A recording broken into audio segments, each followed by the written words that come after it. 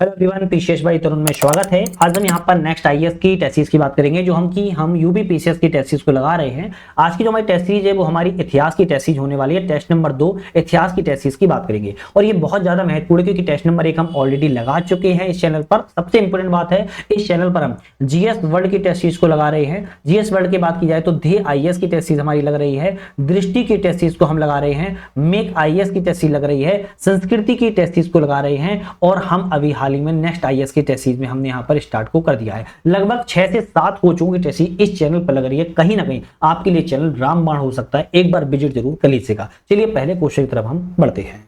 तो आज का हमारा पहला क्वेश्चन है, भारत में पाषाण युग के उपकरण की खोज सबसे पहले किसने की थी? तो भारत में पाषाण युग के उपकरण की खोज की बात कर रहा है, सबसे पहले रॉबर्ट ब्रूस फुट के द्वारा की गई थी। रॉबर्ट ब्रूस फुट ने की थी। और एक बात ध्यान रखना है, भारत में लगभग 20 लाख वर्ष पहले जो पाषाण युग थे उसकी खोज रॉबर्ट ब्रूस फुट के द्वारा जो है की गई थी। रॉबर्ट ब्रूस फुट कौन थे? एक भूवैज्ञानिक थे, एक ब्रिटिश थे और यह भू जो है वैज्ञानिक के रूप में को जो है जाना जाता है। तो ये भी आपको ध्यान रखना है, कभी कभी एग्जाम में डायरेक्ट ये आता है। कौन थे? ब्रिटिश वैज्ञानिक थे। और ये ठीक है। नेक्स्ट आता है, मेहरगढ़ स्थल किसका सबसे प्रारंभिक प्रमाण प्रदान करता है? मेहरगढ़ स्थल से किसका सबसे प्रारंभिक प्रमाण प्रदान किया गया है? तो आप कहोगे कृषि एवं पशुपालन का। मेहरगढ़ से कृषि और पशुपालन का जो है आपका सबसे पहले प्रमाण जो है प्राप्त होता है। महमूद गजनवी के समय रचित फारसी महाकाव्य शाहीनामा का लेखक कौन है? तो महमूद गजनवी के समय शाहीनामा लिखी गई है, लेकिन इसका लेखक कौन है अगर बात की जाए तो फिरदौसी नाम का व्यक्ति है। फिरदौसी एक प्रसिद्ध फारसी कवि है जिसके द्वारा राजाओं की पुस्तक कहा जाता है शाहीनामा। शाहीनामा जो है लिखी गई है। नेक्स्ट आता है, नवपाषाणिक संस्कृति के प्रसिद्ध राख के टेले के किस स्थल से जुड़े हैं? नवपाषाणिक संस्कृति के राख के टेले जो हैं किस स्थल से जुड़े हुए हैं? तो आप कहोगे संगनकल्लू। अब ये संगनकल्लू कहां पर है? तो संगनकल्लू आपका जो है कर्नाटक राज्य में स्थित है। कहां पर है? कर्नाटक राज्य में स्थित है। वहीं से आपके जो है राख के टेले, मतलब कि गोबर, हड्डियां, घरेलू कचरा जलाने से बने होते हैं, उसके टेले जो है वहीं से प्राप्त यहाँ पर किए गए हैं। किस हड़प्पा स्थल पर हल से जोते गए खेत के प्रमाण मिलते हैं? हड़प्पा स्थल है और हल से जोते गए खेत के प्रमाण जो है आपके कालीबंगा से मिले हुए हैं। कालीबंगा से, कालीबंगा किस राज्य में है? तो आप कहेंगे राजस्थान राज्य में है। वहां से हल से जोते हुए आपके खेत के प्रमाण प्राप्त किए गए हैं। चोल प्रशासन के बारे में कौन सा कथन यहाँ पर सही है? तो चोल प्रशासन के बारे में सही ऑप्शन की बात करें, चोलों के पास एक संगठित स्थानीय सुशासन प्रणाली थी। बिल्कुल सही है ना। और ग्राम सभाओं को मंडलम कहा जाता था। नहीं, ये गलत हो जाए। ग्राम सभाओं को मंडलम नहीं कहा जाता था। ग्राम स्तर पर सुशासन संशासन विशेषताएं थी, जैसे सभाएं और पुर कही जाती थी। चोलों के पास एक विशाल स्थायी नौसेना भी थी। हाँ बिल्कुल सही है, चोलों के पास स्थायी नौसेना भी थी और स्थानीय सुशासन के लिए जाने जाते हैं। तो पहला और तीसरा ऑप्शन यहाँ पर सही है, जबकि दूसरा वाला ऑप्शन जो है यहाँ पर गलत है आपका। ठीक है। और मंडलम की बात की है तो मंडलम का अर्थ जो होता है प्रांतीय इकाई के रूप में होता है। मंडलम का अर्थ क्या होता है? प्रांतीय इकाई के रूप में एक तरीके से जो है अर्थ यहाँ पर किया जाता है। तो ग्राम सभाओं को मंडलम नहीं कहा जाता था। नेक्स्ट क्वेश्चन आता है, शेरशाह सूरी के बारे में विचार करें, कौन सा ऑप्शन सही है? भाई शेरशाह सूरी के बारे में कौन सा ऑप्शन यहाँ पर सही है? उन्होंने भू राजस्व में पट्टा प्रणाली की शुरुआत की। बिल्कुल सही है। ग्रांड ट्रक रोड, जिसे जीटी रोड कहते हैं, उसके पुनर्निर्माण भी इन्होंने करवाया था। क्या ये सही है? हम कहेंगे ये भी सही है। चौसा के युद्ध में हुमायूं ने पराजित करके मार डाला। भाई ये तो गलत लिखा है ना, तो ये तीसरा तो गलत है। केवल 1 और 2 ऑप्शन यहाँ पर जो है आपके सही है। नेक्स्ट आता है, भक्ति आंदोलन के बारे में कौन सा कथन सही है? तो भक्ति आंदोलन के बारे में सही ऑप्शन की बात कर रहा है, अभिजात वर्ग और आम लोगों के बीच में खाई को पाटने का भक्ति आंदोलन ने प्रयास किया है। बिल्कुल सही है। मूर्ति पूजा और अनुष्ठानों को सख्ती से अपनाने की वकालत नहीं की गई। इसने भक्ति के लिए स्थानीय भाषाओं को प्रोत्साहित किया, लोकल लैंग्वेज को प्रोत्साहित किया। बिल्कुल सही है। पहला और तीसरा यहाँ पर सही हो जाएगा, जबकि दूसरा वाला ऑप्शन जो है गलत है। नेक्स्ट आता है, मोहम्मद बिन तुगलक ने अपनी राजधानी दिल्ली से दौलताबाद में स्थानांतरित की थी। क्या सही है? हम कहेंगे बिल्कुल सही है। कारण क्या है? उसने मंगोल आक्रमण से बचने के लिए ऐसा किया। भाई मंगोल आक्रमण से बचने के लिए तो किया था, लेकिन कारण सिर्फ यही था, तो ये गलत हो जाएगा। तो ऑप्शन दोनों सही है पर व्याख्या सही नहीं कर रहा है, इसलिए बी वाला ऑप्शन यहाँ पर जो है सही हो जाएगा। अकबर ने मनसबदारी प्रणाली की शुरुआत की।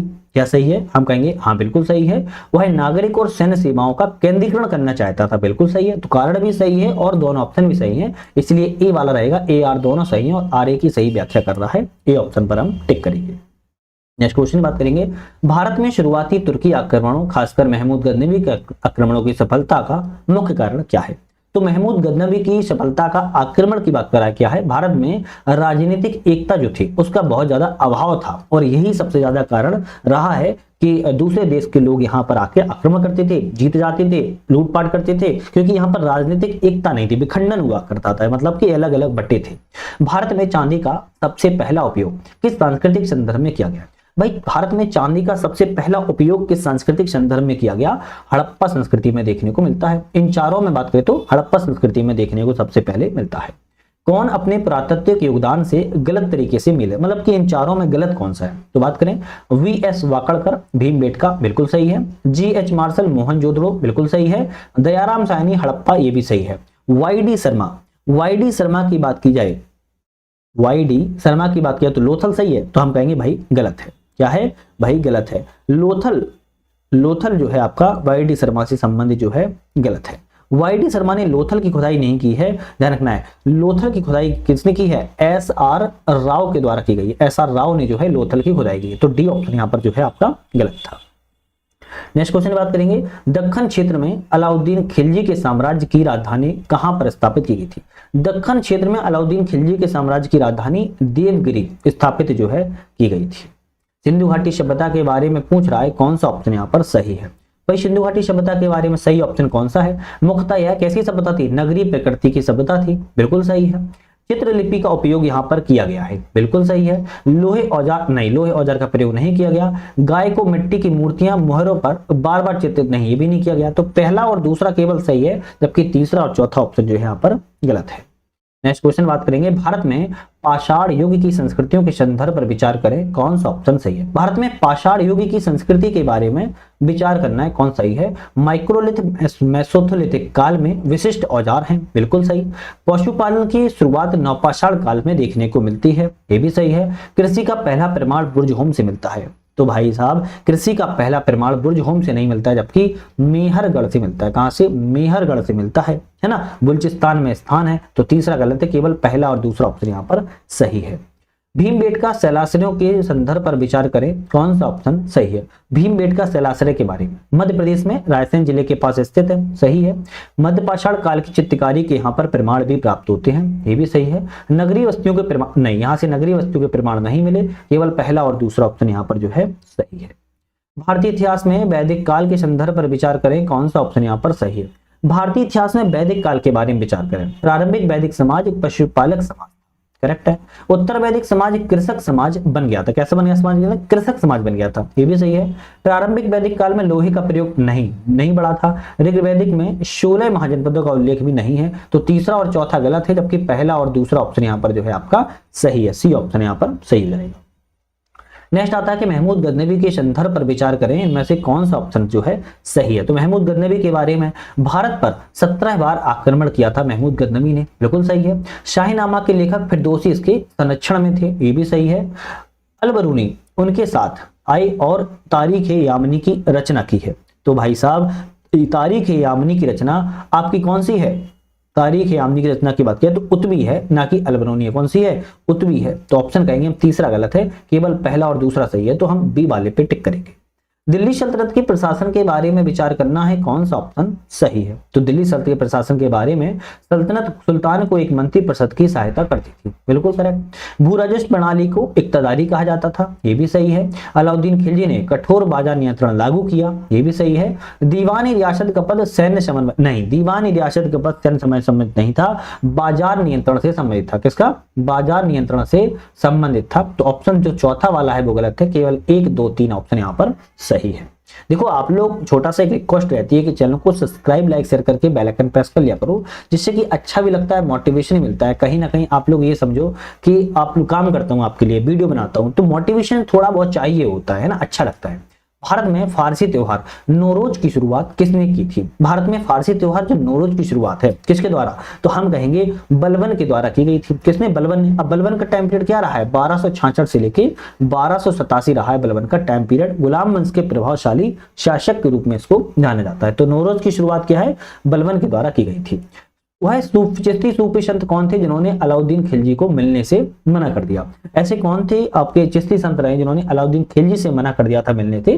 शेख निजामुद्दीन औलिया है। शेख निजामुद्दीन औलिया ने कहा था मेरे घर के 2 दरवाजे हैं, आप एक गेट से आओगे, हम दूसरे गेट से बाहर निकल जाएंगे। तो अलाउद्दीन खिलजी से निजामुद्दीन औलिया ने मिलना जो है स्वीकार नहीं किया था।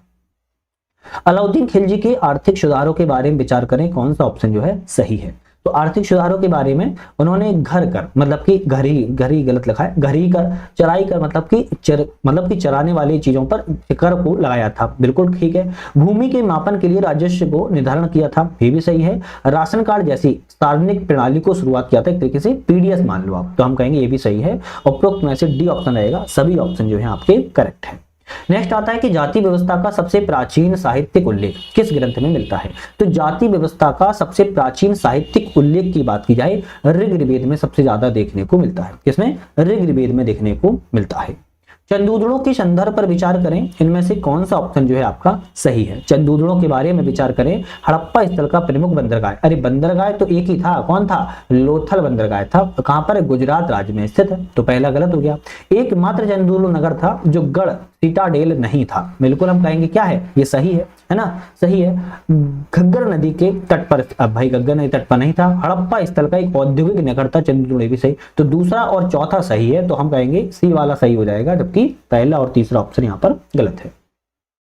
नेक्स्ट क्वेश्चन की बात करेंगे, प्लासी युद्ध 1757 के घटनाओं पर विचार करें, कौन सा ऑप्शन सही है? प्लासी का युद्ध हुआ 23 जून 1757 को, कब हुआ? 23 जून 1757 को प्लासी का युद्ध हुआ। इसके बारे में कौन सा ऑप्शन सही है? इस युद्ध में ब्रिटिश एवं सिराजुद्दौला के बीच में लड़ा गया था, करेक्ट है। इस युद्ध में मीर जाफर ने सिराज से विश्वासघात किया था, ये भी सही है। इस युद्ध में ब्रिटिश सेना का नेतृत्व हेक्टर मुनरो ने किया था। भाई हेक्टर मुनरो ने नहीं किया था, बल्कि नेतृत्व जो है रॉबर्ट क्लाइव के द्वारा किया गया था। किसके? रॉबर्ट क्लाइव के द्वारा जो है किया गया था। और यहां पर हेक्टर मुनरो जो है ना बक्सर के युद्ध में था, ना कि आपके प्लासी के युद्ध में। तो केवल पहला और दूसरा ऑप्शन जो सही है, तीसरा ऑप्शन यहां पर गलत है। नेक्स्ट बात करेंगे, अभिकथन और कारण, इनमें से कौन सा ऑप्शन सही है? इल्तुतमिश ने जलालुद्दीन मगवर्नी को शरण देने से इनकार कर दिया, बिल्कुल सही है। उन्होंने मंगोल आक्रांता चंगेज खान के प्रतिशोध का भय था उस समय, ये भी सही। तो दोनों ऑप्शन सही है और व्याख्या भी सही है, तो ए ऑप्शन यहाँ पर करेक्ट हो जाएगा। अकबर की सुधार नीतियों के संबंध पर विचार करें, यहाँ पर कौन सा ऑप्शन यहाँ पर जो है बिल्कुल करेक्ट है? तो अकबर की सुधार नीतियों के बारे में, उन्होंने गैर मुसलमानों पर लगाए गए जजिया कर को समाप्त कर दिया था, बिल्कुल सही है। दीन इलाही नामक एक समन्वयकारी धर्म की स्थापना की, ये भी सही है। धार्मिक बहसों के लिए इबादत खाने की स्थापना की, ये भी सही है। वंशानुगत मनसबदारी प्रणाली की स्थापना नहीं की थी। ऑप्शन 1, 2, 3 सही रहेंगे, जबकि चौथा ऑप्शन यहाँ पर गलत है। अभिकथन और कारण कहता है कि भक्ति और सूफी आंदोलनों ने कर्मकांड और जातिवाद को चुनौती दी, क्या ये सही है? हम कहेंगे बिल्कुल भाई ठीक है, भक्ति आंदोलन ने कर्मकांड एवं जातिवाद को चुनौती दी। कारण है कि दोनों आंदोलन ने ईश्वर के प्रति सीधी भक्ति और मानव समानता पर बल दिया है। ऑप्शन आपका ए और दोनों सही है, व्याख्या भी सही है, तो ए ऑप्शन यहाँ पर सही हो जाएगा। यात्री हैं और उनके कार संबंध हैं, जैसे हवीन सांग की बात की जाए, हवीन सांग की बात करें तो हर्षवर्धन के काल से संबंधित है। इब्न बतूता की बात की जाए तो आपके काकतीय दरबार संबंधित है। मार्को पोलो की बात की जाए तो गुप्त काल से संबंधित है। और फायान की बात करें तो मोहम्मद बिन तुगलक से संबंधित है। ऑप्शन बी वाला यहाँ पर जो है बिल्कुल करेक्ट ऑप्शन हो जाएगा। चलिए, राजवंश और राजधानी है, किस राजवंश की क्या राजधानी रही है? जैसे गुलाम वंश की बात की जाए तो क्या रही है गुलाम वंश की? गुलाम वंश की हम कहेंगे आपकी ममलूक वंश, कुतुबुद्दीन ऐबक, है ना, तो इनकी राजधानी दिल्ली रही है। गुलाम वंश की राजधानी क्या रही है? तो हम कहेंगे दिल्ली रही है। हर्षवर्धन की राजधानी की बात की जाए, हर्षवर्धन की राजधानी जो है थानेश्वर रही है। क्या रही? थानेश्वर रही है। फिर आपका आता है यहाँ पर विजयनगर, विजयनगर की राजधानी क्या रही है? हम्पी रही है। और बहमनी सल्तनत की राजधानी जो है गुलबर्गा रही है। आपको यहाँ पर ध्यान जो है बिल्कुल रखना है। चलिए, दिल्ली का वह कौन सा सुल्तान था जिसने स्वयं को सिकंदर ए सानी या दूसरा सिकंदर कहा है? तो सिकंदर या सानी, दूसरा सिकंदर की उपाधि दिल्ली के किस सुल्तान के द्वारा जो है धारण की गई थी? अलाउद्दीन खिलजी ने खुद को अपने लिए सिकंदर शानी की उपाधि धारण की थी। वह कौन सा मुगल बादशाह था जिन्होंने सती प्रथा पर रोक लगाई, विधवा पुनर्विवाह को प्रोत्साहन भी दिया है? तो अकबर के द्वारा सती प्रथा पर रोक भी लगाई गई थी, विधवा पुनर्विवाह को प्रोत्साहन भी दिया था। निम्नलिखित में से बाबर ने भारत में बारूद और तोपखाने की शुरुआत की। बाबर के द्वारा बारूद एवं तोपखाने की शुरुआत की गई, बिल्कुल सही है। कारण है कि उनकी तकनीकें मंगोलों से सीखी थी। बिल्कुल सही है क्या? नहीं, हम कहेंगे बिल्कुल गलत है, क्योंकि इन्होंने तुर्कों से सीखी थी, ना कि मंगोलों से सीखी थी। तो आपका कारण गलत है, तो यहाँ पर ए सही रहेगा और ऑप्शन यहाँ पर जो है गलत हो जाएगा। यात्री हैं, यूरोपीय हैं और योगदान है, कौन सा यूरोपीय योगदान क्या रहा है? जैसे वास्को डी गामा की बात की जाए, वास्को डी गामा ने क्या किया था? भारत पर पहली यात्रा की थी। अल्बुकर्क की बात की जाए तो उन्होंने क्या किया? पुर्तगाली सत्ता का वास्तविक संस्थापक कहा जाता है। अल्मेडा के बारे में ब्लू वाटर पॉलिसी की नीति अपनाई थी, नीला पानी की नीति, और जॉब चॉर्नॉक ने कलकत्ता की स्थापना की थी। बी ऑप्शन यहां पर जो है आपका करेक्ट हो जाएगा। चलिए नेक्स्ट बात करेंगे, स्थान और वर्तमान राज्य हैं। जैसे रोपड़ कहां पर है? रोपड़ पंजाब राज्य में है, कालीबंगा राजस्थान में है, दैमाबाद महाराष्ट्र में है, और मांडा आपका जम्मू कश्मीर में है। अच्छा, एक बार याद रखना है, मांडा आ जाए, जब मांडा आ जाए तो आप टिक लगा दोगे जम्मू कश्मीर में है, और अगर मांडी आ जाए तब क्या टिक लगाओगे? तो आप टिक लगाओगे उत्तर प्रदेश में है। ध्यान रखना है, सिर्फ मात्रा चढ़ाने से ही उत्तर प्रदेश हो जाएगा। ऑप्शन यहां पर वाला जो है सी ऑप्शन करेक्ट था।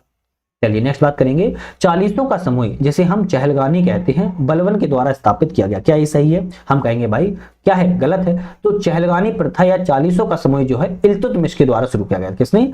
इल्तुतमिश के द्वारा जो है शुरुआत किया गया था। बलबन ने तो इस प्रथा को समाप्त किया था, तो पहला वाला गलत हो गया।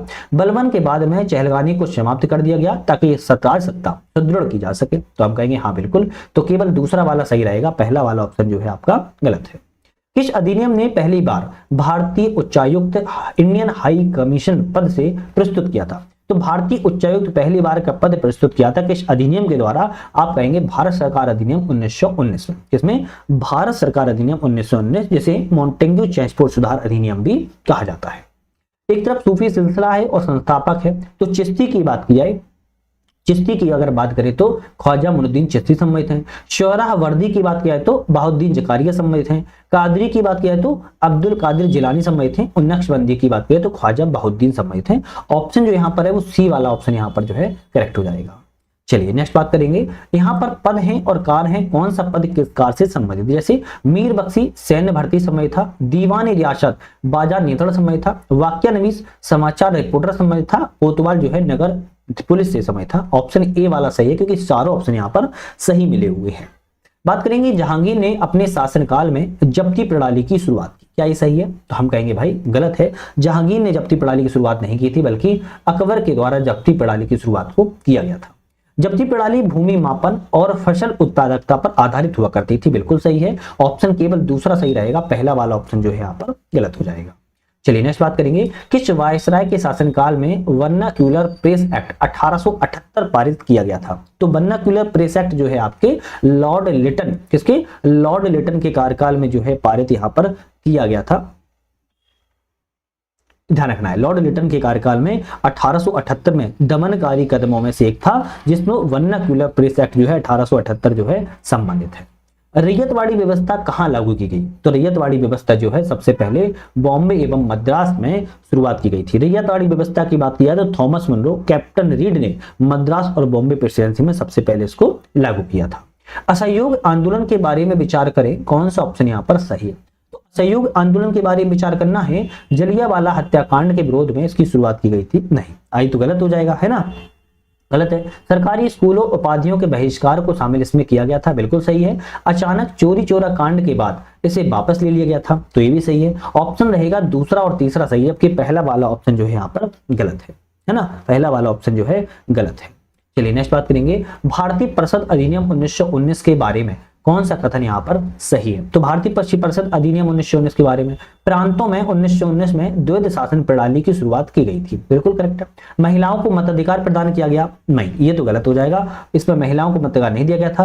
केंद्र में द्विसदनी विधायिका की स्थापना की गई थी, ये भी सही। तो पहला और तीसरा सही है, जबकि दूसरा वाला ऑप्शन जो है यहाँ पर गलत हो जाएगा। क्या हो जाएगा? दूसरा वाला ऑप्शन जो है यहाँ पर गलत हो जाएगा, ध्यान रखिएगा। चलिए नेक्स्ट बात देंगे, अभिकथन और कारण रहेंगे। 1905 में बंगाल विभाजन के कारण स्वदेशी आंदोलन की शुरुआत की गई। तो स्वदेशी आंदोलन शुरुआत कब की गई? बंगाल विभाजन के विरोध में 1905 में। सही है। कारण क्या था कि विभाजन को हिंदू और मुसलमानों को विभाजित करने के जानबूझ के प्रयास में देखा जा रहा था। तो हम कहेंगे ऑप्शन दोनों सही है और कारण भी सही है, तो ए वाला ऑप्शन यहाँ पर जो है करेक्ट यहाँ पर हो जाएगा। नेक्स्ट बात करेंगे, लॉर्ड रिपन को भारत में स्थानीय सुशासन का जनक कहा जाता है। लॉर्ड रिपन को क्या कहलाता है? भारत में स्थानीय सुशासन का जनक कहा जाता है, करेक्ट है। उन्होंने 1883 में एल्बर्ट बिल पेश किया था, तो हम कहेंगे भाई ये भी सही है। कथन दोनों सही है, व्याख्या भी सही कर रहा है, तो ऑप्शन नहीं, व्याख्या सही नहीं कर रहा है, सॉरी व्याख्या सही नहीं कर रहा है, ऑप्शन बी वाला सही रहेगा। ए आर सही दोनों है, पर व्याख्या यहाँ पर जो है नहीं कर रहा है, क्योंकि लॉर्ड रिपन को स्थानीय सुशासन के जनक के रूप में जाना जाता है। नेता और पहल है, किस नेता के द्वारा कौन सी पहल की शुरुआत की गई? जैसे CR दास, चित्तरंजन दास ने स्वराज्य पार्टी की स्थापना 1923 में की थी। भगत सिंह ने अभिनव भारत, है ना, भगत सिंह जो है अभिनव भारत से संबंधित है। बाल गंगाधर तिलक ने होम रूल लीग की स्थापना की। विनायक सावरकर, है ना, इनके द्वारा HSRA की स्थापना हुई यहाँ पर। चलिए नेक्स्ट क्वेश्चन देखते हैं। एक तरफ नेता है और एक तरफ पहल है। स्वराज CR दास के द्वारा स्वराज्य पार्टी की स्थापना की गई थी 1923 में, ठीक है। भगत सिंह ने क्या किया था? भगत सिंह ने HSRA की स्थापना की थी। किसकी? HSRA की स्थापना सम्मिलित है, ये आपको ध्यान रखना है। बाल गंगाधर तिलक ने होम रूल लीग की स्थापना की और विनायक सावरकर के द्वारा अभिनव भारत की स्थापना की गई थी, ये 1904 में। कब की गई थी? 1904 में की गई थी। वहीं होम रूल लीग की स्थापना 1916 में की गई थी। ये भी आपको दोनों चीजें याद रखना है, ठीक है। चलिए नेक्स्ट क्वेश्चन बात करेंगे। नेक्स्ट क्वेश्चन आता है 1857 की क्रांति के संदर्भ में कौन सा कथन सही है? तो 1857 की क्रांति के बारे में सैन्य असंतोष में शुरुआत की गई थी, बिल्कुल करेक्ट है। हिंदू और मुस्लिम दोनों की भागीदारी थी, ये भी सही है। ब्रिटिश भारतीय बुद्धिजीवियों संगठित समर्थन, नहीं, इसमें संगठन में समर्थन नहीं मिला था, केवल दूसरा और पहला और दूसरा सही है, जबकि तीसरा ऑप्शन यहाँ पर जो है आपका गलत हो जाएगा। क्या हो जाएगा? गलत हो जाएगा। चलिए बात करेंगे 50 नंबर क्वेश्चन की। गांधी ने 1931 में सविनय अवज्ञा आंदोलन वापस ले लिया था, क्या सही है? तो हम कहेंगे भाई बिल्कुल सही है। कारण कहता है गांधी ने गांधी इरविन समझौते पर हस्ताक्षर किए, दूसरे गोल में सम्मेलन में भाग लेने पर सहमति जताई। तो कारण भी सही है, ए भी सही है, ए ऑप्शन यहाँ पर जो है आपका करेक्ट हो जाएगा। चलिए बात करेंगे पुस्तक है और लेखक है, कौन सी पुस्तक किस लेखक के द्वारा लिखी गई? बात करें प्रॉपर्टी एंड अनब्रिटिश रूल, यह पुस्तक जो है दादा भाई नेहरूजी के द्वारा लिखी गई थी। फिर आता है इंडिया विंस फ्रीडम, मौलाना अब्दुल कलाम आजाद के द्वारा लिखी गई थी। डिस्कवरी ऑफ इंडिया की बात की जाए, discovery of India Jawaharlal Nehru ने, और हिंद स्वराज आपकी महात्मा गांधी ने। यहाँ पर सी ऑप्शन जो है आपका यहाँ पर करेक्ट हो जाएगा। नेक्स्ट बात करेंगे, अभिकथन कारण है दादा भाई नेहरूजी ब्रिटिश संसद में चुने जाने वाले पहले भारतीय थे, क्या ये सही है? हम कहेंगे बिल्कुल सही है। उन्होंने फिशनरी से कंजर्वेटिव उम्मीदवार के लिए, नहीं, ये गलत हो जाएगा, इन्हें लिबरल पार्टी के लिए उम्मीदवार थे, ना कि फिशनरी। तो हम कहेंगे यहाँ पर केवल पहला सही है, जबकि दूसरा ऑप्शन यहाँ पर जो है आपका गलत है। अधिवेशन है और परिणाम है, कौन सा अधिवेशन किस परिणाम से संबंधित है? जैसे बात की जाए लाहौर अधिवेशन 1929 में हुआ, और लाहौर अधिवेशन 1929 में हुआ पूर्ण स्वराज्य से संबंधित है। कराची अधिवेशन 1931 में हुआ, यह किससे संबंधित है? मौलिक अधिकार के प्रस्ताव संबंधित है।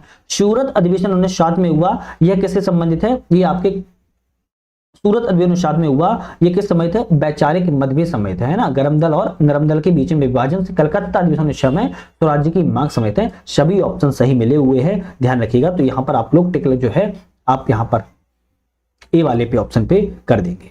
चलिए नेक्स्ट क्वेश्चन बात करेंगे। अभिकथन कारण है एनी बेसेंट ने बॉम्बे में होम रूल लीग की शुरुआत की, क्या ये सही है? तो हम कहेंगे भाई गलत है ना, गलत है, क्योंकि बॉम्बे में होम रूल लीग की शुरुआत जो है बाल गंगाधर तिलक ने की थी।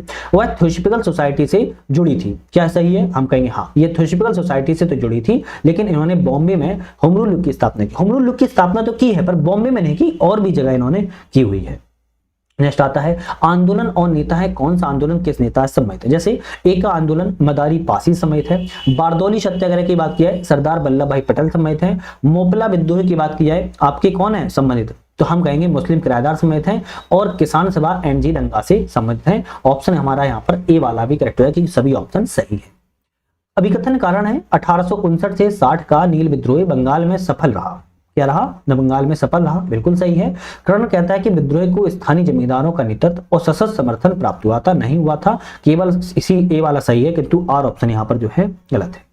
नेक्स्ट बात करेंगे किसान आंदोलन को उनके कालक्रम में व्यवस्थित कीजिए। जैसे चंपारण कब हुआ? 1917 में हुआ था। एका कौन सा पूछा? एका 1921 से 22 के बीच में हुआ। बारदौली की बात किया तो 1928 में हुआ, और मोपला की बात किया तो 1921 में हुआ। तो आप ऐसे भी याद कर सकते हो, चंपारण 1917 में, आपका मोपला 1921 में, एका 1921-22 में, और बारदौली 1928 में हुआ है। चलिए बात करेंगे नेक्स्ट क्वेश्चन की। विद्रोह एवं क्षेत्र, कौन सा विद्रोह किस क्षेत्र से संबंधित है? जैसे संथाल विद्रोह की बात की है, संथाल विद्रोह राजमहल की पहाड़ी से संबंधित है। मुंडा उल्लंघन विद्रोह की बात की जाए, छोटा नागपुर 6 से संबंधित है। भील विद्रोह की बात की जाए तो गुजरात आपका जो महाराष्ट्र वाला क्षेत्र एक तरीके से पश्चिमी क्षेत्र से संबंधित है, और रंपा विद्रोह की बात की जाए तो आंध्र प्रदेश क्षेत्र से संबंधित है।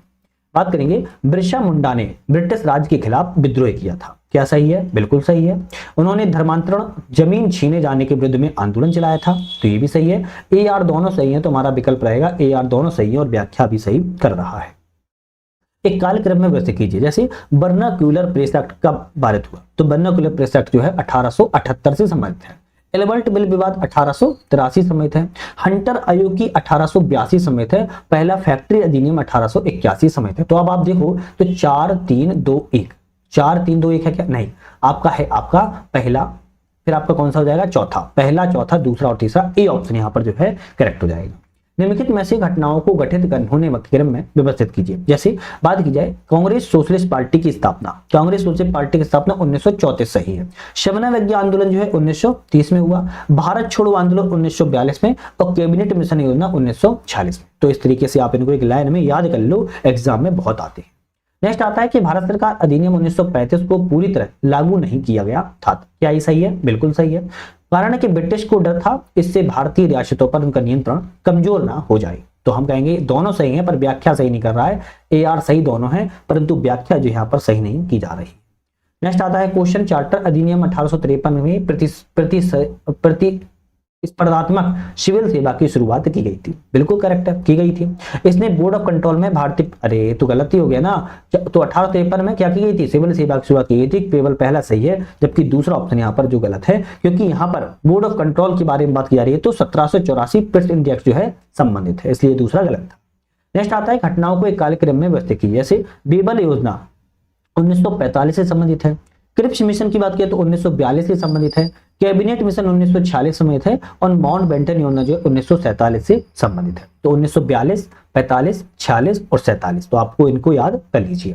नेक्स्ट आता है किस अधिनियम ने पहली बार प्रत्यक्ष चुनावों को सिद्धांत लागू किया था? कौन सा अधिनियम था जिसने पहली बार प्रत्यक्ष चुनावों को सिद्धांत को लागू किया था? ऑप्शन रहेगा भारत सरकार अधिनियम 1919 आपका प्रत्यक्ष चुनावों को किया था। राष्ट्रकूट वंश के संदर्भ पर विचार करें, कौन सा ऑप्शन सही है? भाई राष्ट्रकूट वंश के बारे में है ना, अमोघ वर्ष प्रथम इस वंश का संस्थापक है, तो अमोघ वर्ष इस वंश का संस्थापक नहीं है, बल्कि दंती दुर्ग था। कौन था? दंती दुर्ग नाम का व्यक्ति जो है राष्ट्रकूट वंश का संस्थापक था। कैलाश मंदिर का निर्माण कृष्ण प्रथम ने एलोरा में करवाया, सही है। कविराज मार्ग ग्रंथ अमोघ वर्ष प्रथम के द्वारा लिखा गया है, ये भी सही है। तो दूसरा और तीसरा ऑप्शन सही है, जबकि पहला ऑप्शन यहाँ पर जो है गलत था। नेक्स्ट आता है कि मुगल काल का प्रमुख अधिकारी दीवान-ए-तन किससे संबंधित है? तो मुगल काल का प्रमुख अधिकारी यह दीवान-ए-तन यह किससे संबंधित है? वह साम्राज्य की जागीरों वेतन का प्रबंधन का कार्य करता था। बी ऑप्शन यहाँ पर जो है करेक्ट है। निम्नलिखित में से पुराणों के नाम है और विशेष उल्लेख है, बताना है कौन सा ऑप्शन किससे संबंधित है। जैसे विष्णु पुराण की बात किया है तो मोर वंश से संबंधित है। वायु पुराण की बात किया है तो गुप्त वंश से संबंधित है। मत्स्य पुराण की बात किया है तो शातवाहन वंश संबंधित है, और अग्नि पुराण की बात किया तो कृषि के राजतंत्र के विवरण से संबंधित है। तो आपका ऑप्शन कौन सा रहेगा? विष्णु पुराण मोर वंश, वायु पुराण गुप्त वंश, मत्स्य पुराण सातवाहन वंश, अग्नि पुराण कृषि के साथ राजतंत्र का विवरण संबंधित है। यहाँ बी ऑप्शन यहाँ पर आपका सही जाता है। नेक्स्ट आता है तीर्थंकर है और निर्माण स्थल है, कौन सा तीर्थंकर किस निर्माण स्थल से संबंधित? जैसे बात की जाए महावीर स्वामी जो है पावापुरी बिहार में इनका निर्माण हुआ। ऋषभ देव की बात किया तो कैलाश पर्वत में इनका निर्माण हुआ। पाशु पूज्य की बात किया तो आपकी चंपापुरी में निर्माण हुआ, और नेमिनाथ की बात किया तो गिरनार पर्वत में इनका निर्माण हुआ। प्रथम तीर्थंकर की बात किया तो ऋषभनाथ थे, है ना। महावीर स्वामी 24वें नंबर के थे। वाशु पूज्य की बात किया तो 12वें नंबर के थे, और नेमिनाथ की बात किया तो 22वें नंबर के थे। तो आपको याद रखना है ये चीज भी। नेक्स्ट क्वेश्चन आता है निम्नलिखित कथनों पर विचार करें, इनमें से कौन सा ऑप्शन आपका सत्य है? चलिए बात करेंगे सत्य ऑप्शन कौन सा है। एलोरा स्थित प्रसिद्ध कैलाश मंदिर का निर्माण राष्ट्रकूटों ने करवाया था, बिल्कुल सही है। चोल शासक राजा प्रथम ने तंजावुर में राजराजेश्वर मंदिर शिव मंदिर का निर्माण करवाया, ये भी सही है। राजराजेश्वर मंदिर को बृहदेश्वर मंदिर के नाम से भी जाना जाता है, ये भी सही है। ऑप्शन रहेंगे तीनों ऑप्शन जो है यहाँ पर विकल्प जो है आपके करेक्ट है। चलिए बात करेंगे मौर्य काल में जिला स्तर के अधिकारियों का सही अवरोही क्रम क्या है? अवरोही क्रम की बात कर रहा है, क्या रहेगा? तो प्रादेशिक, रज्जुक और युक्त, ये डी ऑप्शन आपका जो यहाँ पर जो है आपका सही हो जाएगा। चलिए बात करेंगे कौन सा कथन कालिदास के बारे में असत्य है। अब गलत इनमें से कौन सा है। संस्कृत भाषा के महान कवि और नाटककार कालिदास थे, सही है। चंद्रगुप्त प्रथम के नवरत्नों में से एक थे, भाई चंद्रगुप्त प्रथम के नवरत्नों में से नहीं थे, चंद्रगुप्त द्वितीय के नवरत्नों में से एक थे। तो दूसरा ऑप्शन आपका जो गलत है, चंद्रगुप्त ने अपने राजदूत बनाया और कुंतल नरेश के दरबार में भेजा था, सही है। मेघदूत, ऋतु श्रृंगार इनकी प्रमुख काव्य रचनाएं हैं, ये भी सही है। तो आपका ऑप्शन जो बी वाला यहाँ पर गलत था, चंद्रगुप्त द्वितीय के नवरत्नों में कालिदास शामिल थे।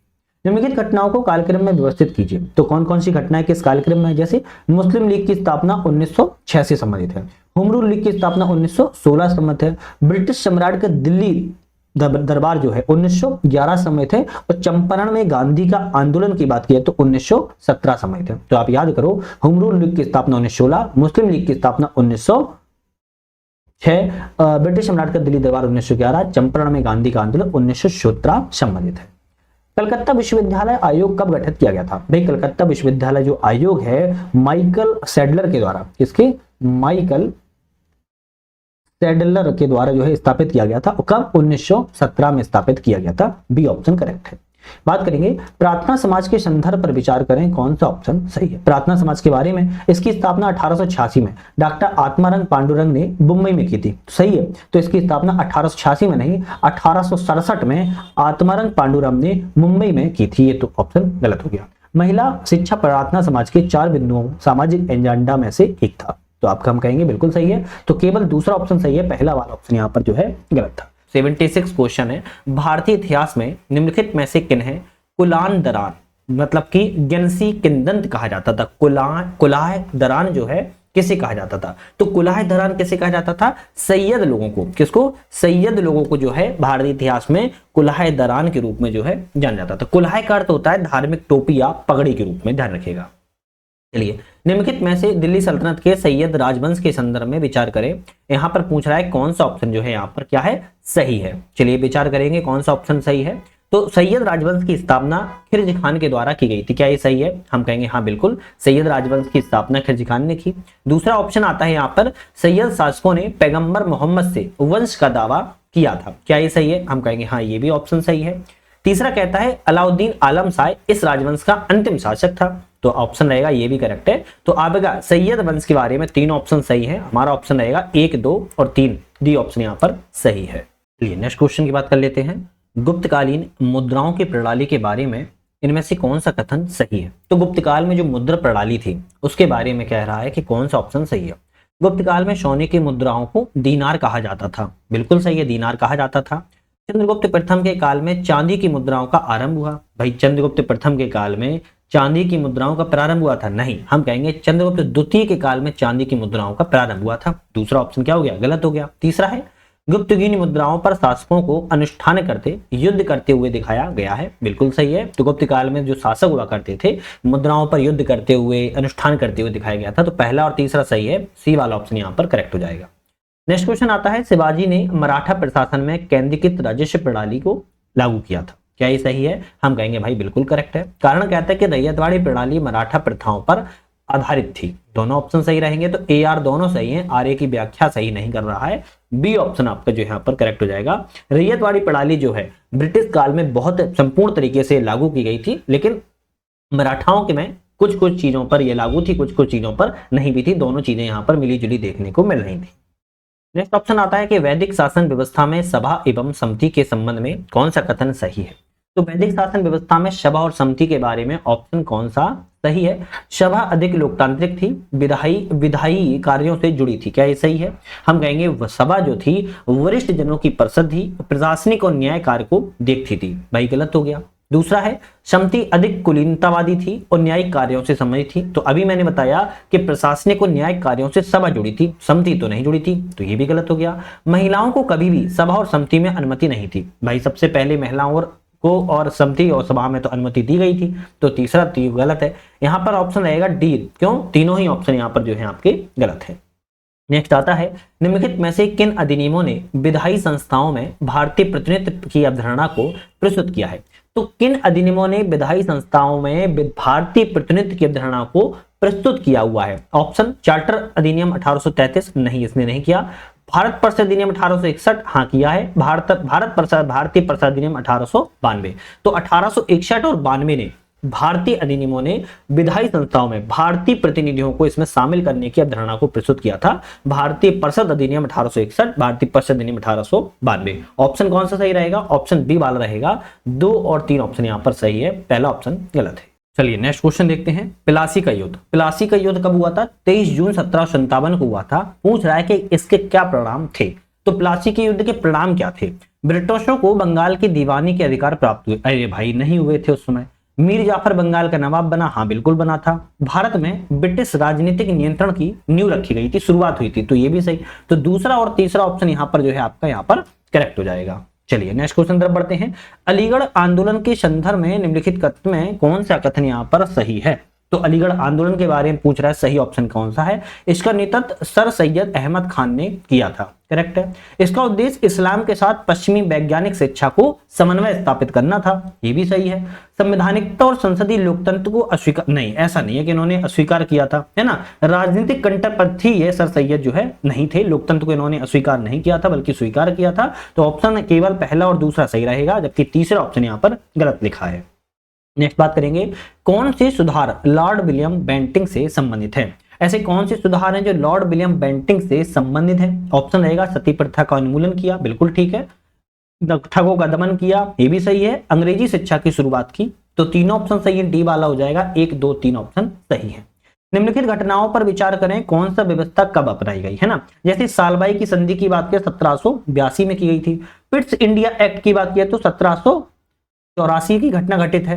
रेगुलेटिंग एक्ट की बात किया 1773 से घटित है। और प्लासी के युद्ध की बात की जाए, प्लासी का युद्ध 1757 से संबंधित है। अब ऑप्शन में अगर आप देखोगे, छोटा सा दिमाग लगाओ, 1757 फिर आपका क्या आएगा 73, फिर 82, फिर 84। तो इस तरीके से भी आप याद जो है इनको कर सकते हो। चलिए नेक्स्ट क्वेश्चन आता है, अकबर के शासनकाल में मुगल चित्रकला की क्या विशेषता थी? भाई अकबर का शासनकाल था, मुगल चित्रकला भी घटना घटित हुई, लेकिन विशेषता क्या थी? तो विशेषता कहेंगे मजबूती फारसी का प्रभाव था, दरबारी दृश्यों युद्धों का चित्रण किया जाता था, हिंदू पौराणिक विषयों का पूर्ण बहिष्कार, नहीं हिंदू विषयों का पूर्ण बहिष्कार नहीं किया था, बल्कि इनका प्रभाव देखा गया था। तो केवल पहला और दूसरा सही है, तीसरा ऑप्शन यहाँ गलत है। निम्नलिखित में से कौन अकबर के नवरत्नों में शामिल थे? भाई अकबर के नवरत्न थे, आपको पता ही होगा, लेकिन नवरत्नों में कौन कौन शामिल थे? राजा टोडरमल शामिल थे, राजा मानसिंह शामिल थे, अब्दुल रहीम खान ए खाना शामिल थे, फकीर अजियाउद्दीन शामिल थे। तो हम कहेंगे चारों व्यक्ति शामिल थे, तो सी वाला ऑप्शन हो जाएगा 1, 2, 3, 4। क्यों? क्योंकि अकबर के नवरत्नों में ये सभी व्यक्ति जो है शामिल थे। उन सभी व्यक्तियों को अलग अलग स्थान भी था, कोई साहित्य में था, कोई कला में था, कोई रणनीति में था, कोई अध्यात्म में था, है ना, अलग अलग इनको जाना जाता था। ये बात करेंगे महमूद गजनवी के निम्नलिखित अभियानों को एक कालक्रम में व्यवस्थित कीजिए। महमूद गजनवी के अभियान हुए, इनको कालक्रम में व्यवस्थित करना है। जैसे थानेश्वर का आक्रमण की बात किया है तो 1018 में घटना घटित हुई थी। कश्मीर पर पहला आक्रमण 1015 में हुआ था। मथुरा पर आक्रमण 1019 से लेकर 1020 के बीच में हुआ था। और कन्नौज पर आक्रमण 1021 में हुआ था। ऑप्शन जो है 1, 2, 3, 4 सही हो जाएगा। सॉरी थानेश्वर का 1018 और 1015, तो 1015 वाला पहले आएगा। ऑप्शन ए सही नहीं होगा, शायद ऑप्शन यहाँ पर 2, 1, 3, 4 ये वाला रहेगा। डी ऑप्शन रहेगा 2, 1, 3, 4, है ना, 2, 1, 3, 4 ऑप्शन यहाँ पर ये वाला डी ऑप्शन जो है करेक्ट हो जाएगा। चलिए गांधार शैली के संदर्भ पर विचार करें, इनमें से कौन सा ऑप्शन जो है गलत है? अब देखो क्वेश्चन एकदम उल्टा पूछ दिया है ना, पूछा है कौन सा ऑप्शन गलत है। इस शैली में, गांधार शैली में यूनानी कला का प्रभाव दिखाई पड़ता है, ये तो सही लिखा है। शैली बौद्ध धर्म से संबंधित है, ये भी सही है। शैली में बुद्ध की मूर्तियां यूनानी देवता अपोलो के जैसी प्रतीत होती हैं, ये भी सही है। तक्षशिला इस शैली का प्रमुख केंद्र था, तो हम कहेंगे ये भी करेक्ट है। अब पूछा क्या था कौन सा ऑप्शन गलत है, तो हम कहेंगे इनमें से कोई भी ऑप्शन गलत नहीं है, क्योंकि चारों ऑप्शन यहाँ पर जो है आपके सही हैं, चारों के चारों।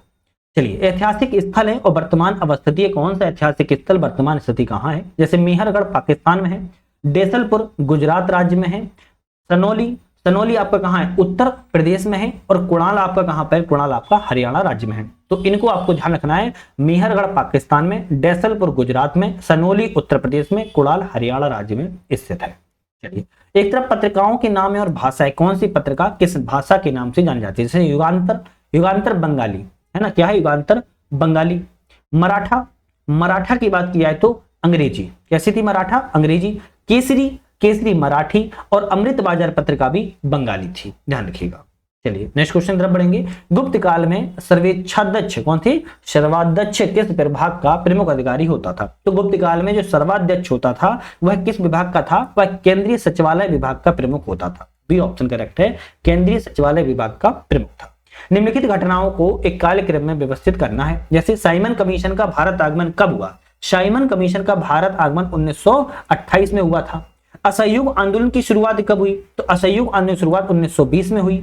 उत्तर प्रदेश के चोरी चोरा की घटना कब घटित हुई? 1922 में घटित हुई। और भारतीय राष्ट्रीय कांग्रेस के लाहौर अधिवेशन में पूर्ण स्वराज्य का प्रस्ताव कब हुआ? 1929 में रखा गया था। तो सारी घटनाओं को याद करो, कभी कभी मिलाने में या मिलाने के लिए आ जाती है। एनी बेसेंट के संदर्भ पर विचार कीजिए, कौन सा ऑप्शन सही है? एनी बेसेंट के बारे में थियोसॉफिकल सोसाइटी की अध्यक्ष थी, बिल्कुल करेक्ट है। उन्होंने उन्होंने बाल गंगाधर तिलक के साथ मिलकर all India home rule league की स्थापना की, वे भी सही है। उन्होंने भारत में स्काउट आंदोलन की भी शुरुआत की, तो तीनों ऑप्शन सही है, बी हो जाएगा 1, 2, 3 एनी बेसेंट के बारे में सही है।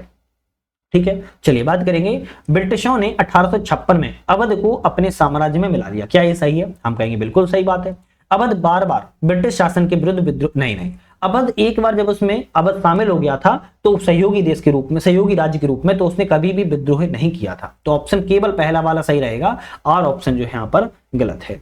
100 नंबर क्वेश्चन की बात करेंगे। चैनल पर आप लोग अगर नए हो सब्सक्राइब लाइक शेयर करके बेल आइकन प्रेस कर लो, जिससे कि मुझे मोटिवेशन मिले, अच्छा मिले। बाकी हमारे सोशल साइट को आप ज्वाइन कर सकते हो, उसमें टेलीग्राम, इंस्टाग्राम, व्हाट्सअप है ना, और हमारा ऐप भी आ चुका है जिसका नाम है यूपीएससी नट। इस ऐप पर डाउनलोड करके ऑनलाइन माध्यम से टेस्ट सीरीज वगैरह आप लोग देख पाओगे। निम्नलिखित में से कौन बोध ग्रंथ अपने विषय से सही ढंग से सम्मिलित है? तो बोध ग्रंथ है अपने सही ढंग से कौन सा सम्मिलित है? धम्म पद जो है नैतिक शिक्षाओं के बारे में बात करता है, सही है। विनय पिटक जो है मठवासी नियम के बारे में बात करता है, सही है। अभिधम पिटक यज्ञ एवं नहीं, अभिधम पिटक दार्शनिक विश्लेषण के बारे में बात करता है, किसमें? दार्शनिक के बारे में अभिधम पिटक बात करता है। तो तीसरा वाला गलत है, केवल पहला और दूसरा ऑप्शन यहाँ पर जो है सही था। निम्नलिखित में से वर्तमान उत्तर प्रदेश के कौन कौन से नगर गौतम बुद्ध के जीवन से संबंधित हैं? तो वर्तमान में बात की जाए कौन कौन से नगर? सारनाथ, कौशाम्बी, कुशीनगर और शंकिसा, ये सारी घटनाएं आपकी कहां पर है? बौद्ध धर्म में गौतम बुद्ध के जीवन से घटित है ना। जैसे सारनाथ में प्रथम पहला उपदेश दिया था, है ना। कौशाम्बी में किया गया था, कई बार भ्रमण किया। कुशीनगर में क्या किया? महापरिनिर्वाण, इनको मृत्यु हुई थी। और शंकिसा की बात किया है तो अद्भुत घटना से जोड़ा जाता है, जहां पर सुषुप्त स्वर्ग से अपनी मां को उपदेश देने के बाद धरती पर अवतरित हुए थे, एक तरीके से, है ना। तो ऑप्शन यहाँ पर डी वाला करेक्ट हो जाएगा। उत्तर प्रदेश का अवध क्षेत्र 1857 के विद्रोह प्रमुख केंद्रों में से एक था, क्या ये सही है? हम कहेंगे हाँ बिल्कुल सही है। कारण कहता है कि अवध का विलय दत्तक सिद्धांत के तहत किया गया था, जिसमें किसान सिपाहियों व्यापक असंतोष था। तो हम कहेंगे भाई अवध का जो विलय है कि क्या है? अवध का जो विलय है वो दत्तक सिद्धांत के तहत, तो ठीक है, व्यापक असंतोष के तहत किया गया। भाई ऑप्शन तो दोनों सही है, लेकिन व्याख्या सही नहीं कर रहा है। क्या है? व्याख्या सही नहीं कर रहा है, बी वाला ऑप्शन करेक्ट हो जाएगा। वाराणसी नगर के संदर्भ में कौन सा कथन सही है? भाई वाराणसी नगर के बारे में कौन सा? इसका उल्लेख ऋग्वेद में काशी के रूप में मिलता है, सही है। गुप्त काल में संस्कृत के अध्ययन का प्रमुख केंद्र था, ये भी ठीक है। चीनी यात्री हवेनसांग ने वाराणसी की यात्रा की थी, ये भी ठीक है। हर्षवर्धन के काल में, डी रहेगा 1, 2, 3 सही है। 104 नंबर क्वेश्चन की बात करेंगे। उत्तर प्रदेश में हुए आंदोलनों को सही कालक्रम में व्यवस्थित कीजिए। 1857 का विद्रोह 1857 में हुआ। बाबरी मस्जिद विध्वंसक की बात की जाए तो 1992 से घटना घटित है। किसान सभा आंदोलन की बात की तो 1930 के दशक में हुआ और एका आंदोलन 1921 या 22 में हुआ है। तो ऑप्शन ध्यान रखना है, इस तरीके से आपको डेट आ जाती कभी कभी एग्जाम में, याद रखिएगा। नेक्स्ट आता है कौन कौन सी घटनाएं जो है उत्तर प्रदेश में अपने स्थानों से मेल खाती है। ऐसी कौन सी घटना है? जैसे चोरी चोरा घटना जो है गोरखपुर में हुई थी, है ना, 1922 से संबंधित है। काकोरी कांड कहां ऊपर हुआ? काकोरी कांड लखनऊ में हुआ, 1925 की घटना घटित है। नेहरू का जन्म इलाहाबाद में हुआ, अब प्रयागराज वर्तमान में, है ना। और भारत छोड़ो भाषण जो है झांसी में नहीं दिया गया था, कहां पर दिया गया था? मुंबई में दिया गया था, उस समय बंबई था। 1, 2, 3 सही है, जबकि चौथा ऑप्शन गलत है। तो हम कहेंगे 1, 2, 3 ए ऑप्शन यहां पर जो है करेक्ट हो जाएगा। नेक्स्ट बात करेंगे कथन और कारण है। मीराबाई जो एक भक्ति कवियत्री थी, उत्तर प्रदेश क्षेत्र से घनिष्ठ रूप से जुड़ी हुई थी, क्या ये सही है? तो हम कहेंगे बिल्कुल बात ठीक है। वह तुलसीदास की अनुयायी थी और अयोध्या में नहीं, ये गलत है। तो ऑप्शन केवल ए सही है और ऑप्शन यहां पर जो है आपका क्या है? गलत है, ध्यान रखिएगा, ठीक है। चलिए नेक्स्ट बात करेंगे, उत्तर प्रदेश के किन नेताओं को संविधान सभा में भाग लिया था। तो उत्तर प्रदेश से ऐसे कौन कौन से नेता थे जिन्होंने संविधान सभा में भाग लिया। तो हम कहेंगे इसमें से आपके जवाहरलाल नेहरू, गोविंद बल्लभ पंत, रफी अहमद किदवई। मदन मोहन मालवीय संबंधित नहीं थे। मदन मोहन मालवीय का 1946 में ही निधन हो चुका था, ध्यान रखिएगा। और यहां पर आपका ऑप्शन जो है 1 2 3 ए वाला ऑप्शन जो है यहां पर करेक्ट हो जाएगा। कौन सा हो जाएगा? ए वाला ऑप्शन यहां पर करेक्ट हो जाएगा। देखो एक बात आप लोगों से बोलूं, बहुत सारे लोग कमेंट करते हो कि सर आप एक्सप्लेन नहीं करते हो। अब खुद बताओ एक बात कि एग्जाम का कितना समय बचा है जो हम इतना ज्यादा एक्सप्लेन पर फोकस करें। और प्रीवियस वीडियो इतनी मैंने बनाई है, उन सारी वीडियो में एक्सप्लेन ही तो करते हैं, उन सभी वीडियो में एक्सप्लेन किया है। तो समय को देख के ही चीजें की जाती हैं, है ना, याद रखा करो। उत्तर प्रदेश के किन स्थलों में प्रागैतिहासिक शैलचित्र पाए जाते हैं।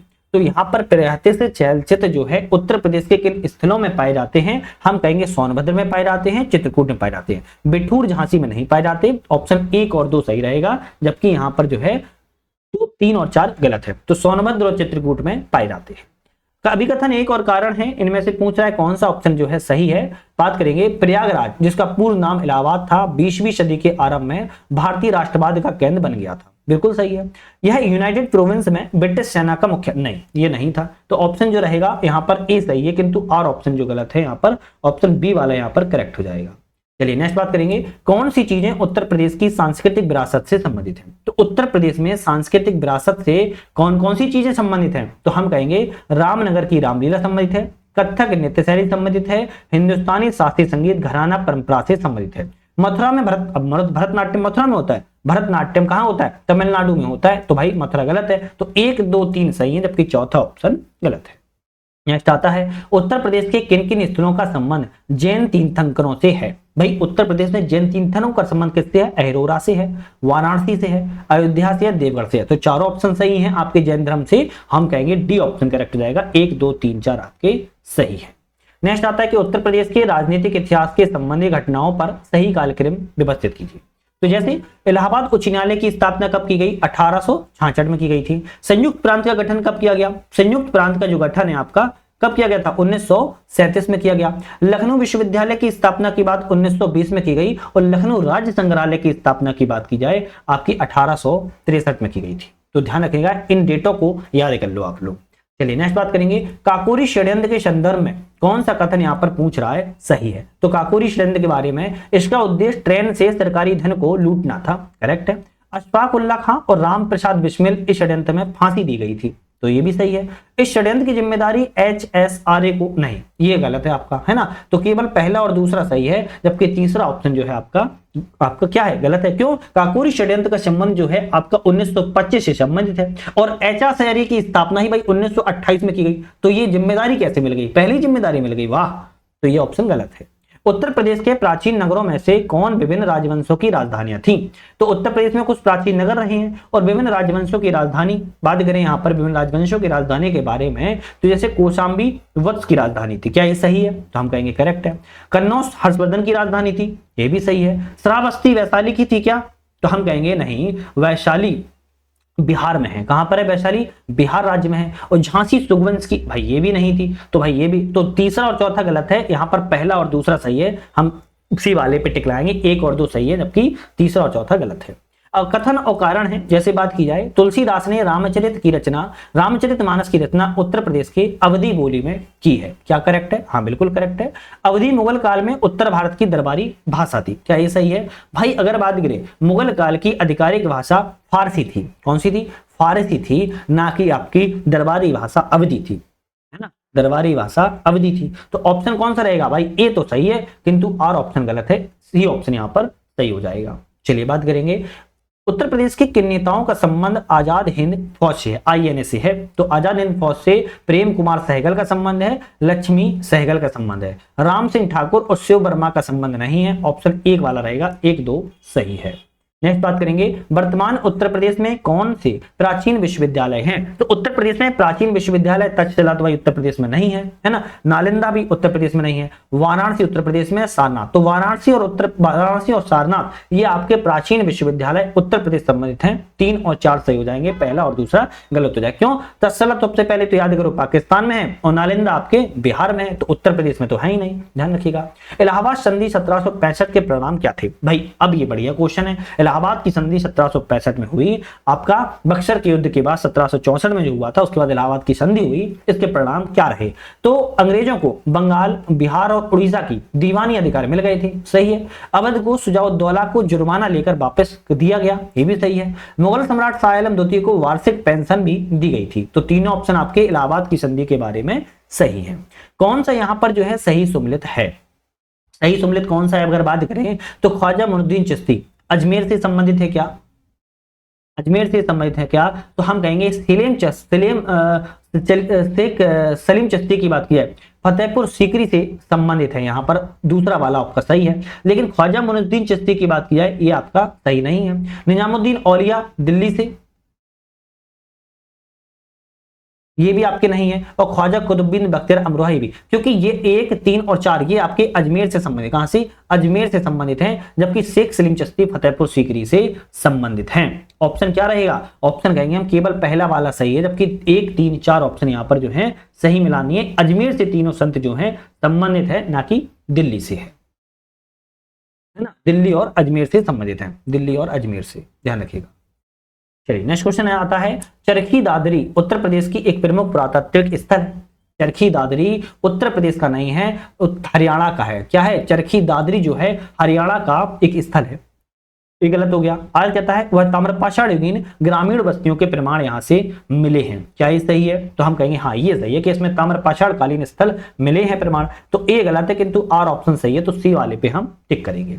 नेक्स्ट आता है, गढ़मुक्तेश्वर मेला उत्तर प्रदेश के किस जिले में आयोजित किया जाता है? गढ़मुक्तेश्वर का मेला हापुड़ जिले में लगता है। कौन से? हापुड़ जिले में लगता है। आगरा में बटेश्वर का मेला लगता है। बाराबंकी की बात की जाए तो देवा शरीफ का मेला लगता है। और बहराइच में अगर हम बात करें, बहराइच में आपके सैयद सलार का मेला लगता है। और हापुड़ में गढ़मुक्तेश्वर का मेला लगता है। नेक्स्ट आता है कि उत्तर प्रदेश के one district one product ODOP कार्यक्रम के तहत कौन सा युग्म यहाँ पर गलत है? जैसे बात की जाए फर्रुखाबाद में सुगंधित साबुन नहीं, बल्कि यहाँ पर कपड़ा छपाई का काम होता है। क्या होता है? कपड़ा छपाई का काम फर्रुखाबाद में होता है। ये ऑप्शन क्या है? गलत है, वही सही हो जाएगा। सहारनपुर में वुड क्राफ्ट का काम होता है। आजमगढ़ में ब्लैक पॉटरी और गाजियाबाद हस्त निर्मित कालीन से संबंधित है। नेक्स्ट बात करेंगे, कौन सा विश्वविद्यालय सबसे पहले स्थापित हुआ? तो इनमें से सबसे एक एक करके देखना पड़ेगा। इलाहाबाद विश्वविद्यालय इलाहाबाद में है, 1887 में स्थापित हुआ। बनारस हिंदू विश्वविद्यालय वाराणसी में है, 1916 में स्थापित हुआ। अलीगढ़ मुस्लिम विश्वविद्यालय आपका अलीगढ़ में 1875 में स्थापित हुआ। और डॉक्टर भीमराव अम्बेडकर विश्वविद्यालय लखनऊ में 1996 में स्थापित हुआ। अब सबसे पुराना जो हमें दिख रहा है वो आपकी अलीगढ़ वाला दिख रहा है ना, 1875 संबंधित है। नेक्स्ट आता है, कुंभ मेला 2025 के लिए लोगो, वेबसाइट और ऐप किसने लॉन्च किया? तो भाई साहब योगी आदित्यनाथ के द्वारा कुंभ मेले का लोगो, वेबसाइट और ऐप को जो है लॉन्च किया गया था। बढ़िया क्वेश्चन है, हो सकता है आ जाए। लोगो था अमृत कलश, है ना, तो यहाँ पर ध्यान रखिएगा। जनगणना 2011 के अनुसार उत्तर प्रदेश का सबसे कम जनसंख्या वाला जिला कौन सा है? तो उत्तर प्रदेश का सबसे कम जनसंख्या वाला जिला जो है श्रावस्ती जिला है। जनगणना 2011 के अनुसार उत्तर प्रदेश की कितनी प्रतिशत जनसंख्या शहरी क्षेत्रों में निवास करती है? तो उत्तर प्रदेश की कितनी प्रतिशत? उत्तर प्रदेश की लगभग 22% जनसंख्या जो है सिटीज में, शहरी क्षेत्रों में निवास करती है। उत्तर प्रदेश जनगणना 2011 के धार्मिक समूहों की जनसंख्या के आधार में कौन सा क्रम सही है? तो यहां पर सबसे पहले कौन आएंगे? हिंदू आएंगे। तो हम कोई भी एक मान लो पहले, अभी तो चलो पहला ही मान लेते हैं हिंदू। हिंदू 79%। फिर उसके बाद मुस्लिम 19.3%, सिख 0.3% और ईसाई 0.18% यहां पर आते हैं। तो हम कहेंगे ऑप्शन कौन सा सही रहेगा? ऑप्शन जो है यहां पर आपका कौन सा हो जाएगा? ये 3 का मतलब 30 होता है, ये ध्यान रखना है ना। ये ऑप्शन यहां पर जो है आपका करेक्ट हो जाएगा। तो हिंदू, मुस्लिम, सिख और ईसाई, ये 2011 की जनगणना के अनुसार है। कौन सा विषय 2025 में G7 शिखर सम्मेलन में भारत के प्रतिनिधित्व का मुख्य विषय था? तो G7 शिखर सम्मेलन भारत का प्रतिनिधित्व का मुख्य विषय की बात कर रहा है, क्या था? ऑप्शन रहेगा वैश्विक दक्षिण का प्रतिनिधित्व। क्या था? ग्लोबल साउथ का प्रतिनिधित्व करना विषय था। हालांकि कुछ भागीदार जैसे जलवायु न्याय, सतत विकास, वैक्सीन क्षमता, कर्ज राहत, समावेशी डिजिटल क्रांति जैसे विषय भी आधारित थे। भारत ने 2025 में किस देश के साथ डिफेंस इंडस्ट्रियल रोड मैप पर हस्ताक्षर की है? तो भारत ने डिफेंस इंडस्ट्रियल रोड मैप पर जो हस्ताक्षर हैं फ्रांस देश के साथ में किए गए हैं। भारत द्वारा भाग लिए गए 2025 के G7 शिखर सम्मेलन का स्थल कौन सा था? स्थल की बात किया तो अल्बर्टा था। अल्बर्टा कहां पर है? अल्बर्टा कनाडा में है। कहां पर है? कनाडा में है, ध्यान रखिएगा। चलिए बात करेंगे 15 मई 2025 को भारत का सबसे बड़ा टाइटेनियम एवं सुपर एलॉय पदार्थ परिसर किस शहर में उद्घाटित जो है किया गया है? लखनऊ में उत्तर प्रदेश में स्थापित या उद्घाटन किया गया था। नेक्स्ट आता है कि मई 2025 में लॉन्च की गई एआई आधारित वन चेतावनी प्रणाली, एआई बेस्ड है फॉरेस्ट अलर्ट सिस्टम के संदर्भ में कथन और कारण है, कौन सा ऑप्शन यहां पर सही है? तो देखते हैं। उत्तर प्रदेश पहला राज्य बना है जिसने एक एआई आधारित वास्तविक समय की वन चेतावनी प्रणाली को पायलट प्रोजेक्ट के रूप में लागू किया है। उत्तर प्रदेश ऐसा करने वाला पहला देश है, पहला राज्य क्या? तो हम कहेंगे नहीं, उत्तर प्रदेश नहीं है। इसके पहले भी मध्य प्रदेश राज्य जो है लागू कर चुका है। तो पहला वाला क्या हो गया? गलत हो गया। यह प्रणाली गूगल अर्थ इंजन, कृत्रिम बुद्धिमत्ता मॉडल, बहुकलिक सैटेलाइट डेटा पर आधारित है जो NDVI, SAVI, SAR जैसी सूचकांकों का उपयोग जो है करती है। बिल्कुल यहां पर सही है। तो यहां पर दूसरा वाला सही है, पहला वाला गलत है। तो हम कहेंगे केवल दो कथन यहां पर, दूसरा वाला कथन जो है करेक्ट है।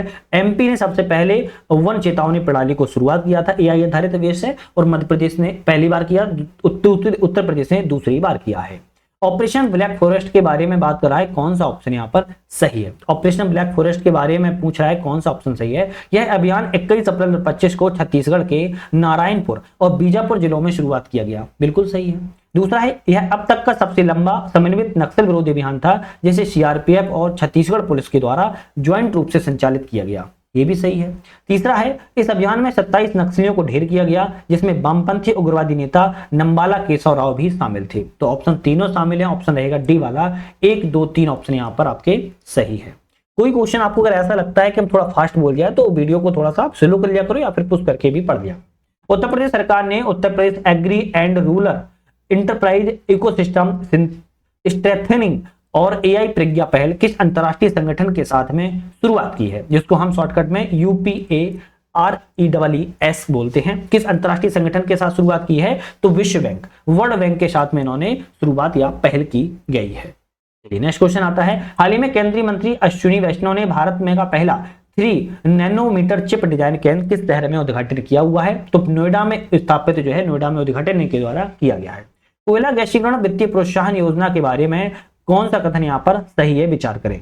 तो coal gasification financial initiative scheme के बारे में पूछ रहा है, कौन सा सही है? तो 24 जनवरी 2024 को 8,500 करोड़ की वित्तीय योजना के साथ औपचारिक रूप से इसको लॉन्च किया गया। बिल्कुल सही है ना। दूसरा है, इस योजना का लक्ष्य जो है 2030 तक 50 मिलियन टन कोयला गैसीकरण करना है। 50 मिलियन टन नहीं है बल्कि 100 मिलियन टन है। दूसरा गलत हो गया। इस योजना को नवीन और नवीकरणीय ऊर्जा मंत्रालय के द्वारा कार्यान्वित किया गया। तो भाई साहब ये भी गलत है, इसको कोयला मंत्रालय के द्वारा किया गया है। तो ऑप्शन केवल पहला वाला ही सही है, 2 और 3 यहाँ पर गलत है। चलिए नेक्स्ट बात करेंगे। UN महासागर सम्मेलन UNOC3 2025 के बारे में विचार करें, कौन सा ऑप्शन यहाँ पर जो है सही है? चलिए विचार कर लेते हैं कौन सा ऑप्शन सही है। इसका संयुक्त मेजबानी फ्रांस, कोस्टा रिका द्वारा फ्रांस के समुद्र तटीय शहर से नीस में किया गया। क्या ये सही है? हम कहेंगे बिल्कुल सही है। यह सम्मेलन मुख्यतः सतत विकास लक्ष्य 14 SDG 14 पानी के नीचे जीवन को समर्थन है। भाई ये भी सही है। पहली बार जब संयुक्त राष्ट्र वैश्विक स्तर पर महासागर सम्मेलन आयोजित किया, नहीं पहली बार नहीं है, इससे पहले भी UNOC1 में किया गया, 2017 न्यूयॉर्क में, UNOC2 में किया गया, 2022 लिस्बन में। तो ये पहली बार कैसे हो चुका है? तो तीसरा वाला गलत है, केवल पहला और दूसरा सही है। तो सी ऑप्शन यहाँ पर जो है करेक्ट हो जाएगा। नेक्स्ट आता है कि इसरो एवं ESA के बीच मई 2025 में हुए सहयोग समझौते के संदर्भ पर कौन सा ऑप्शन यहाँ पर जो है करेक्ट है? चलिए बात करें। समझौता बेंगलुरु में ग्लोबल स्पेस एक्सप्लोरेशन कॉन्फ्रेंस 2025 के दौरान हस्ताक्षरित किया गया। तो पहली बात तो बेंगलुरु में नहीं किया गया, ये नई दिल्ली में किया गया है। कहां पर किया गया? नई दिल्ली में किया गया। तो पहला गलत हो गया। यह सहयोग लो अर्थ ऑर्बिट LEO में मानव अंतरिक्ष अन्वेषण चंद्र मिशनों को केंद्रित करना है। सही है। इस समझौते में अंतरिक्ष यात्री प्रशिक्षण, मिशन योजना, वैज्ञानिक अनुसंधान शामिल है। तो 2 और 3 सही है, पहला वाला ऑप्शन यहाँ पर भी गलत है। नेक्स्ट आता है कि अप्रैल 2025 में शुरू की गई FAO एम 4 NATURE पहल के बारे में कौन सा कथन सही है? तो इस पहल के बारे में बात करें अगर हम, तो यह पृथ्वी दिवस के अवसर पर खाद्य कृषि संगठन FAO के द्वारा शुरुआत किया गया। सही है। यूनाइटेड किंगडम ने यहाँ पर यूरो में 7 मिलियन यूरो वित्तीय सहायता प्रदान की, ये भी सही है। इसका उद्देश्य वैश्विक स्तर पर पारिस्थितिक तंत्र पुनर्स्थापना, निगरानी और रिपोर्टिंग को मजबूत करना है। तीनों ऑप्शन सही रहेंगे, तो डी ऑप्शन रहेगा। 1, 2, 3 ऑप्शन हमारे करेक्ट है। चलिए नेक्स्ट क्वेश्चन जब पढ़ते हैं। रिव्यू ओवर ओशियन पहल का लक्ष्य विश्व के कम से कम 30% महासागर की सुरक्षा किस वर्ष तक सुरक्षित करना है? 2030 तक जो है सुरक्षित करना है। कब तक? 2030 तक। और कितने प्रतिशत है? 30% है। 2030 तक सुरक्षित महासागरों को सुरक्षित करना है। नेक्स्ट आता है कि भाई संयुक्त राष्ट्र विकास कार्यक्रम UNDP के द्वारा जारी मानव विकास रिपोर्ट 25 के अनुसार 2023 में भारत का मानव विकास सूचांक 193 देशों में क्या था? भाई पूछ रहा है 2023 में क्या था, तो हम कहेंगे 130 था। क्या था? 130 था। ध्यान रखिएगा 133वें स्थान पर 2022 में था, 2023 में 130वें स्थान पर पहुंच चुका है। नेक्स्ट आता है कि 16 मई 2025 को राष्ट्रीय महिला आयोग के द्वारा शुरू की गई साउंचिन, ये क्या हो गया है, नेशनल कमीशन वुमेन के द्वारा कैंपस कॉलिंग इनिशिएटिव लॉन्च की गई है ना, ये शायद गलत लिखा हुआ है। पहल का उद्देश्य क्या है? इस पहल का उद्देश्य है कि छात्रों को लैंगिक मुद्दों के प्रति संवेदनशील बनाना और साइबर अपराध से रोकना इसका प्रमुख उद्देश्य है। बात करेंगे हाल ही में भारत सरकार ने स्टार्टअप्स के लिए क्रेडिट गारंटी योजना का विस्तार किया। नए प्रावधानों के अंतर्गत कौन से परिवर्तन यहाँ पर किए गए हैं? इनमें से एक उधारकर्ता के लिए अधिकतम क्रेडिट गारंटी सीमा 10 करोड़ से बढ़ाकर 20 करोड़ रुपए कर दी गई है। सही है। 10 करोड़ तक के ऋण के लिए डिफॉल्ट गारंटी कवरेज 85% तक रखा गया है। दोनों ऑप्शन सही है। 10 करोड़ रुपए के ऊपर के ऋण के लिए डिफॉल्ट गारंटी कवरेज 60%। नहीं भाई, ये गलत है आपका, है ना।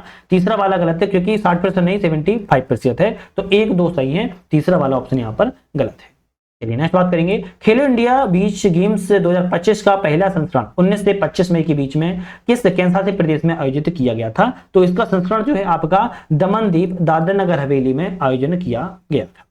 चलिए 78वीं विश्व स्वास्थ्य सभा WHO ने भारत को किस संक्रामक रोग के उन्मूलन के लिए प्रमाण पत्र घोषित किया हुआ है? तो WHO के द्वारा 78वीं आपकी जो सभा हुई थी उसमें किस संक्रामक रोग के उन्मूलन के लिए दिया हुआ है? ट्रैकोमा के लिए आपका उन्मूलन प्रमाण पत्र जो है दिया गया है। बात आ रहा है कि tourism unified resource and initiative innovation for sustainable ecosystem वैश्विक मंच 2025 किस देश ने आधिकारिक रूप से लॉन्च किया है? सऊदी अरब के द्वारा लॉन्च किया गया। 2025 में अफ्रीका का कौन सा देश न्यू डेवलपमेंट बैंक NDB का 9वां सदस्य बना हुआ है? तो NDB का नया सदस्य जो है अल्जीरिया को बनाया गया है। इसरो के 101वें मिशन PSLV-C61 के कौन सा उपग्रह भेजा गया जो तीसरे चरण में विफलता के कारण असफल हो गया है? तो आपका EOS 09 भेजा गया था, अर्थ ऑर्बिटेशन सैटेलाइट को भेजा गया था। इंपोर्टेंट क्वेश्चन है, याद रखो। कौन फिल्म फेस्टिवल 2025 के HAF गोज टू कैनन कार्यक्रम में कौन सी फिल्म का चयन किया गया है? The song of cloud rope of momo Nepali भाषा में इसका चयन किया गया। आज का हमारा टेसिस का अंतिम क्वेश्चन है, भारत के किस संग्रहालय को हाल ही में यूनेस्को के global network of water museum में शामिल किया गया है? तो भारत का ऐसा कौन सा संग्रहालय जिसको यूनेस्को के global network of water museum में शामिल किया गया? ऑप्शन रहेगा जल विरासत संग्रहालय कोझिकोड केरल में है, इसको शामिल यहाँ पर किया गया है। तो आज हमने नेक्स्ट IAS की दूसरी टेस्ट जो हिस्ट्री की थी इस पर कंप्लीट 150 क्वेश्चन कर लिए, जो कि बहुत ज्यादा इंपोर्टेंट थे। नेक्स्ट हमारी जो टेस्ट सीरीज आएगी वो ज्योग्राफी की आएगी और उसके बाद जो है साइंस की आएगी, उसके बाद इकोनॉमी की। बहुत जल्दी टेस्ट सीरीज आने वाली है, फुल टेस्ट सीरीज भी आ रही है। आप चैनल पर जाकर विजिट जरूर कर लीजिएगा। तो वीडियो पर मेरे रहने के लिए आप सभी का बहुत बहुत धन्यवाद।